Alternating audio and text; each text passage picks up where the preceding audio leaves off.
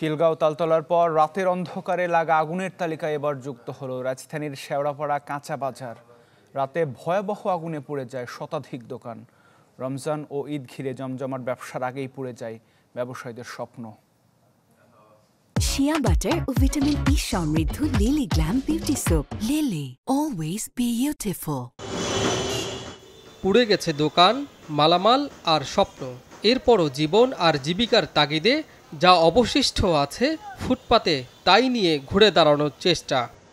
বাধ্য হয়ে বাড়ি যে কটা পড়ছে পড়িয়া যে গেছে আর যা আপুরা আছে ওই কটা বা রাস্তায় বেশি আর কিছু টাকা না হইলে আমরা চলমুখী দিয়ে আমরা সবই তো বিকে নিয়ে গেছি। কষ্ট করতে হবে, আবার পরিশ্রম করতে হবে, এছাড়া তার কোনো উপায় নাই।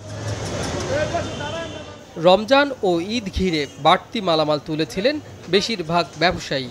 বৃহস্পতিবার রাতে ভয়াবহ আগুনে প্রায় সবকিছুই পুড়ে অঙ্গার হয়েছে। বাদ যায়নি মুরগি, হাঁস, মাছ, ফল, কাঁচা সবজিও।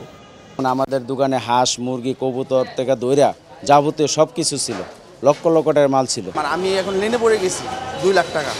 এখন আমি এগুলা কিভাবে আমি পরিশোধ করবো আমি এগুলা বুঝতেছি না।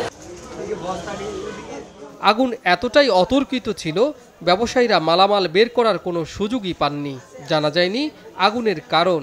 ক্ষতিগ্রস্তদের দাবি দ্রুত কারণ জানানোর। রমজান মাসে মুদির বাজারে তো অনেক মাল কিছুই রাখতে পারে নাই।